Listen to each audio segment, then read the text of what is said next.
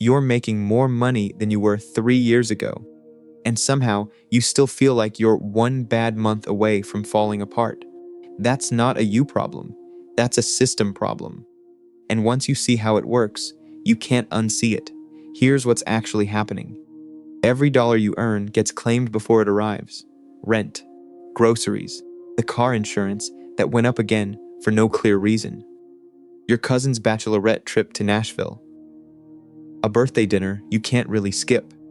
By the time the paycheck lands, it's already gone, on paper, in your head, before you've even touched it. Most people in this country aren't broke. They're just fully allocated. Every dollar has somewhere to be, and that leaves nothing for anywhere else. You've probably heard that you should be investing.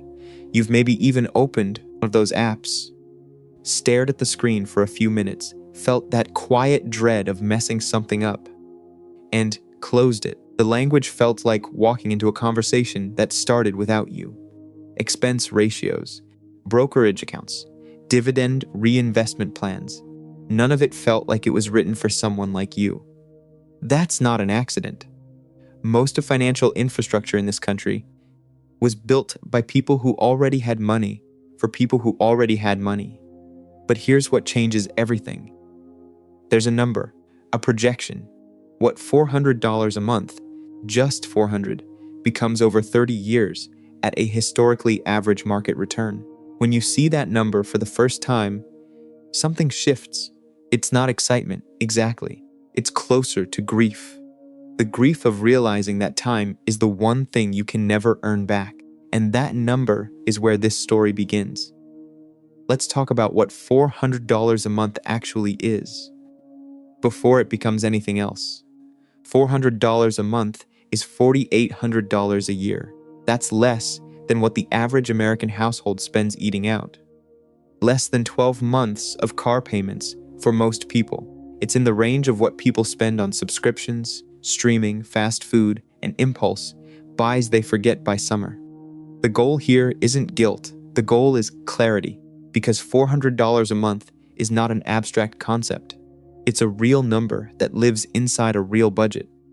And whether that number becomes invested capital or absorbed lifestyle, that's a decision you make once, and then repeat automatically until the decision has compounded into an outcome. So you decide to start, not because you have everything figured out, not because the timing feels right. You start because you finally understand clearly that not starting is also a decision, and that decision has a cost too. A cost that doesn't show up in any statement, a cost that doesn't come as a bill. It just quietly grows in the gap between what you'll have and what you could have had. You set up an automatic transfer. $200 goes into a Roth IRA on the 1st of the month. $200 goes into a brokerage account on the 15th, split across 2 accounts for reasons that will make more sense later. For now, the mechanism is running. The habit has a structure, and structure will do work that motivation alone never can. 3 months in, nothing dramatic has happened. The balance is slightly larger than what you put in. The market went up a little. It dipped a little. The net result looks like almost nothing. And this is exactly where most people stop. Not because they're reckless, because the human brain isn't built to find meaning in slow, invisible progress. We need feedback. We need to see that something is working. And in the first year of investing, the feedback is nearly non-existent.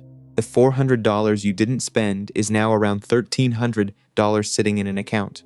Meanwhile, every $400 you would have spent is just gone. No trace, not even a memory of most of it. That distinction is real, even when it doesn't feel real, 1 year in.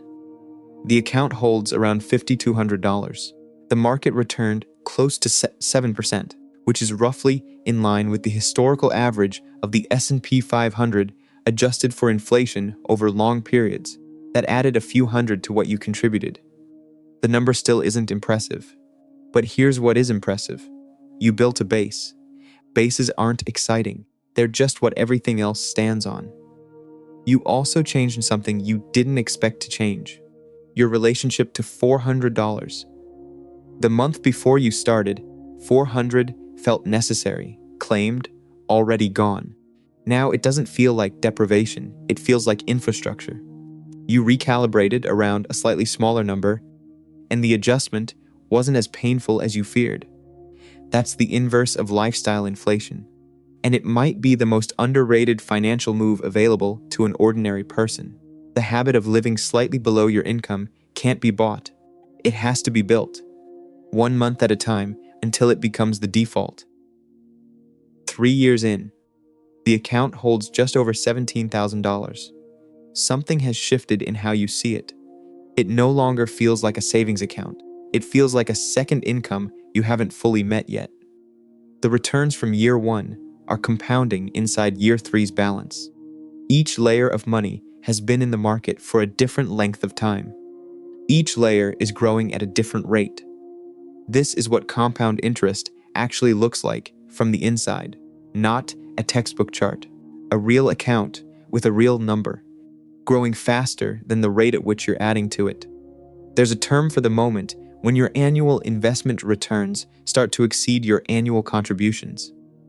The crossover point, at $17,000, generating 7% annually. The account returns around $1,100 per year. Your annual contribution is $4,800. The returns aren't outpacing the contributions yet, but the gap is shrinking. Every year the balance grows, the returns grow, and the contribution stays the same. The math is moving in your direction automatically. 5 years in, the account holds around $34,000. You've contributed $24,000 of your own money. The remaining $10,000 came from the market. $10,000 that required no extra hours, no side hustle, no second job, just consistency and time and the fundamental mathematics of how invested capital grows. Your financial anxiety has changed too, not disappeared, changed. You watched the account drop 10% in 1 quarter during year 4. You felt it. But you didn't sell. You didn't pause the transfer.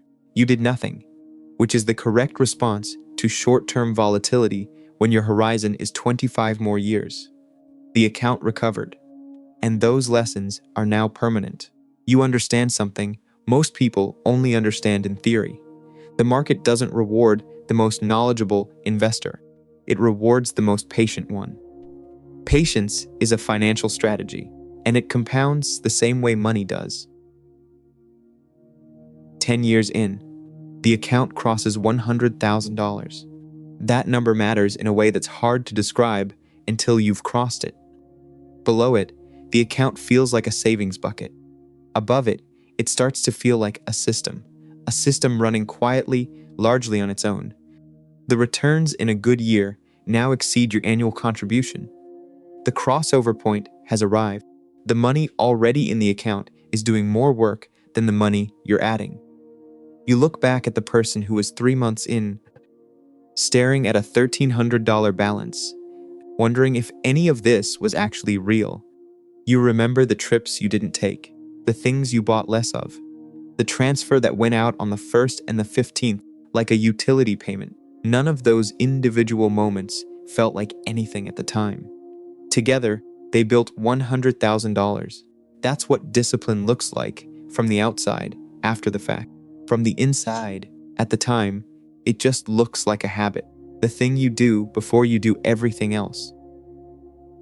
20 years in, the account holds around $250,000. You contributed just under $100,000 of your own money.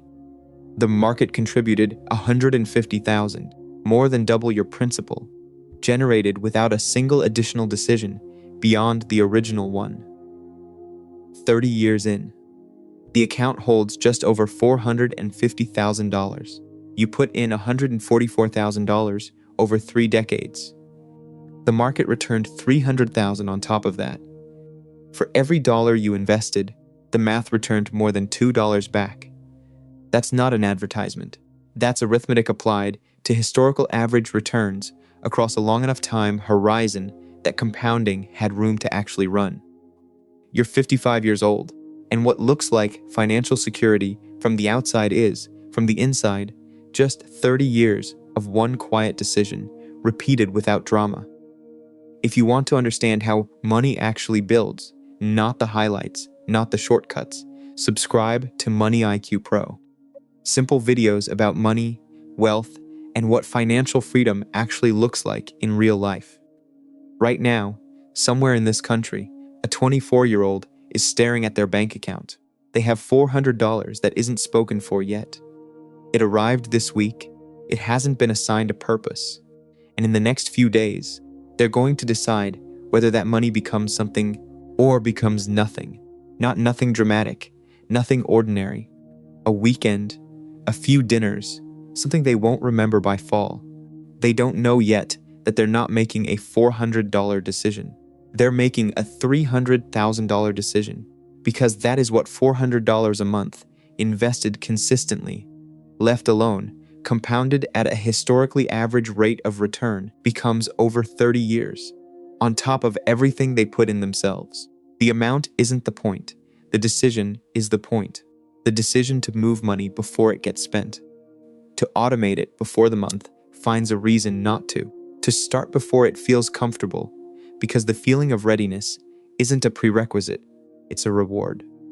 One that arrives years later, after the habit has already done the work. The compounding doesn't need your confidence. It doesn't care how you feel about it. It only needs one thing: your consistency. Start before you're ready. The 30 years will pass regardless. The only question is what's waiting for you when they do.